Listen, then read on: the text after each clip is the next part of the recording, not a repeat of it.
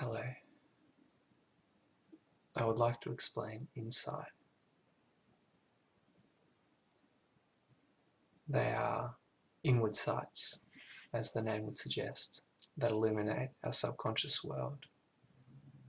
And through that illumination, we're able to see the programs that really run our lives.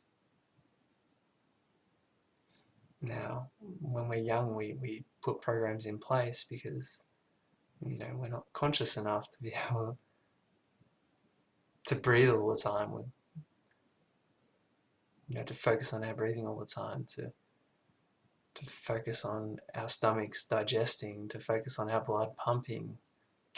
We can't focus on all these things at once. We've only got a certain amount of consciousness, so we set in place certain programs in our subconscious world, and they run all that for us, so that we still work as human beings.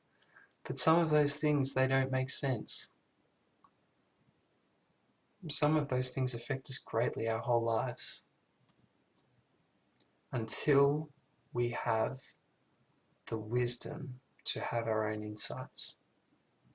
And as I said before, it illuminates those things that run our lives, those programs that are put in place, and we can change them. And it's amazing.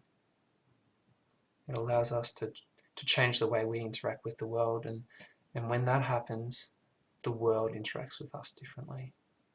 It's quite amazing to see. And now with insights, it's important to note that no one can give you an insight.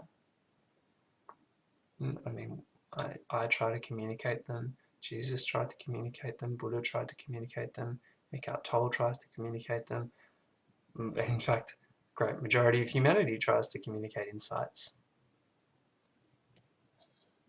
But they can't give you an insight. We can't give you no one can give you an insight. Only you can have an insight. Because we're not a part of your internal world. We're a part of your external world, but not the internal. And so when you're listening to someone speak, when you're reading someone's book, and you have an insight, that's your own. And you should feel extremely proud of that.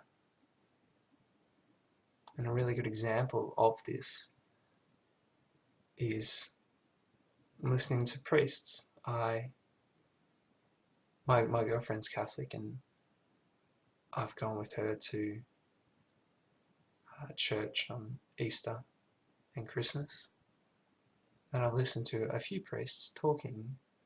Now, some seem to be able to communicate the Bible better than others. And there was one in particular that was really great. And when I was listening to him, just the quality of his words, the quality of what he was saying, although it was just written in a book, just like he's just reading out of a book, the quality of what he was saying was amazing.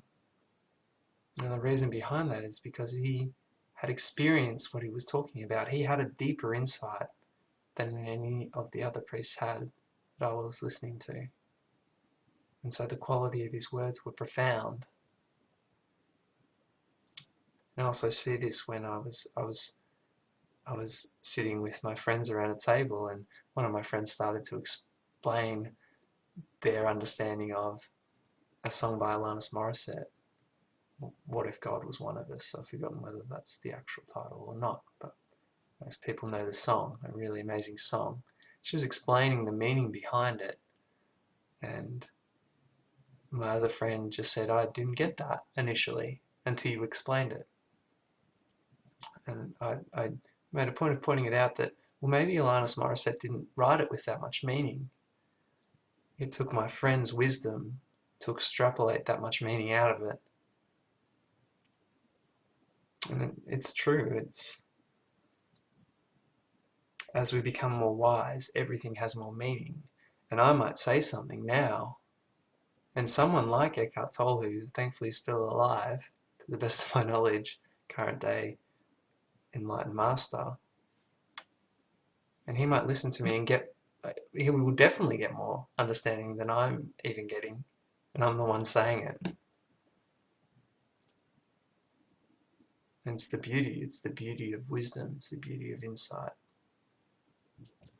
So when you're listening to anybody, when you're reading any texts where they're trying to communicate something along the lines of insight, be proud of the fact that you are getting it,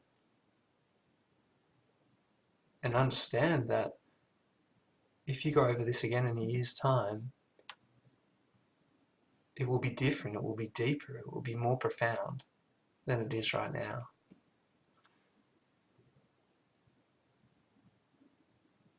Thank you very much for listening.